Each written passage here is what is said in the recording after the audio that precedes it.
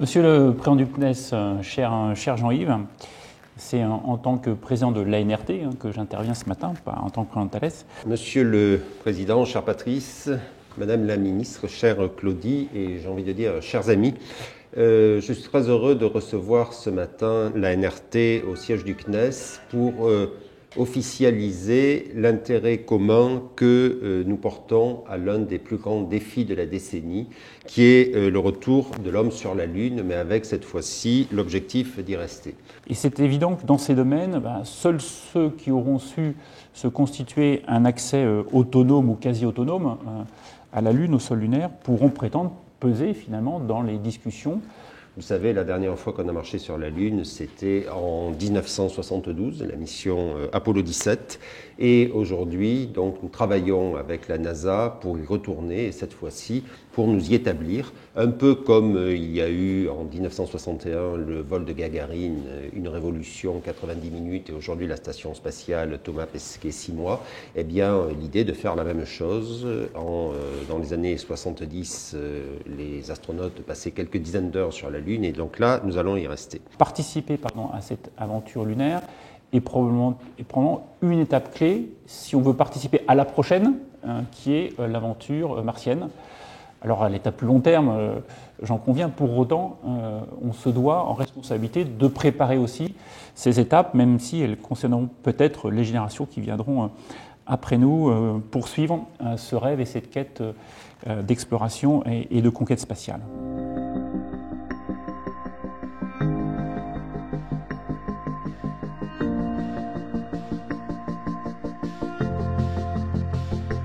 Un point important de ces coopérations, c'est qu'au-delà des aspects institutionnels que j'aurais envie de qualifier de classiques, eh bien, nous mettons l'accent sur des coopérations avec les nouveaux entrepreneurs, parce que nous pensons que les prochaines étapes de l'exploration associeront justement ces nouveaux entrepreneurs dans le cadre de partenariats public-privé.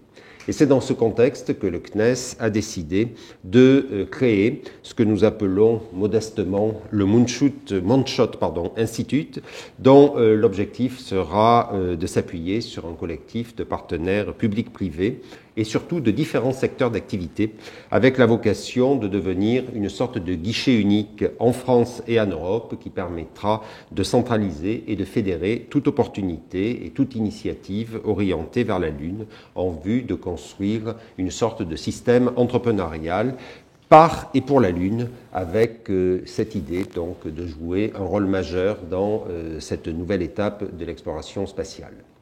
Si je reviens sur les travaux de l'ANRT, nombreux acteurs ont pris conscience de l'intérêt de s'investir sur le projet lunaire. C'était peut-être pas évident au départ, ça semblait peut-être encore très original. Alors certes, de manière très prospective à ce stade, en imaginant par exemple les enjeux économiques qu'il peut y avoir au-delà de cette aventure scientifique et technique. Tout vraiment est à penser, à imaginer, dans un collectif qu'on souhaite bien sûr européen d'abord et international aussi.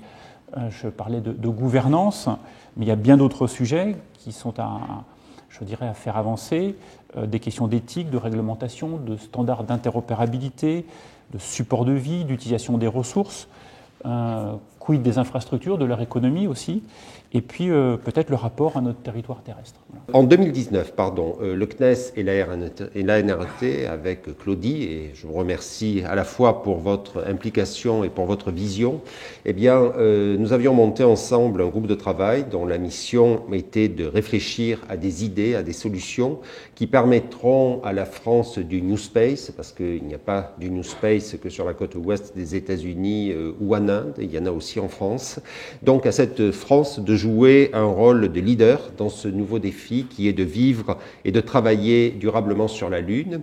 Ce groupe de travail, vous l'aviez appelé Objectif Lune. Je salue le clin d'œil à notre, histoire, puisque tout le monde a forcément lu Objectif Lune et on a marché sur la Lune. Et donc ce groupe de travail a conduit de nombreux travaux sur des thématiques comme le super-vie, les infrastructures ou encore les ressources. Les participants à ces travaux sont en plus de l'ESA, Thales, Airbus ou ArianeGroup, des explorateurs, des entrepreneurs, des start-up, des grands groupes industriels de secteurs autres que le spatial. Et déjà, il y a de très belles idées novatrices qui ont été mises sur la table.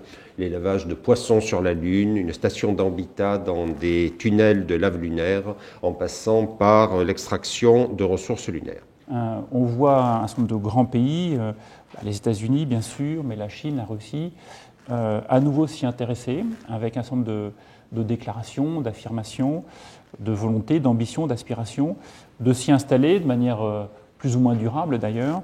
Mais je dirais des nouvelles ambitions se font jour au niveau géopolitique. Et donc c'est dans ce contexte, avec un objectif géostratégique renouvelé, que le CNES et la NRET s'associent pour préparer et développer ce retour vers la Lune.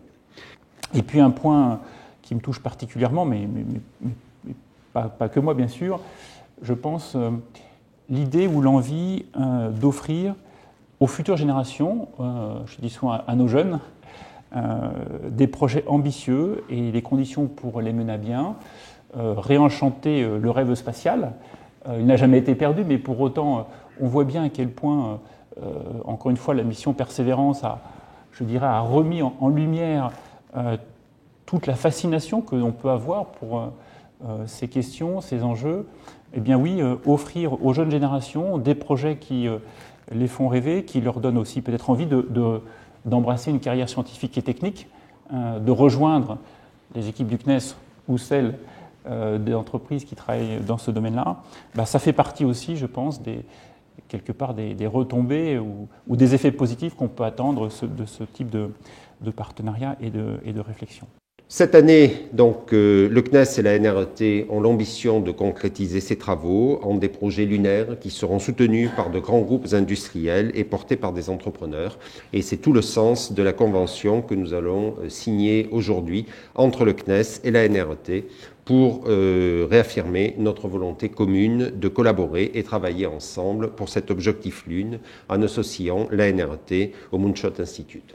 Voilà ce que je voulais vous dire en introduction. Donc vous le voyez, un très très beau projet et avec la Lune devant nous. Merci. Merci cher Jean-Yves. Merci. Et je crois qu'il est temps de signer ce document. Merci.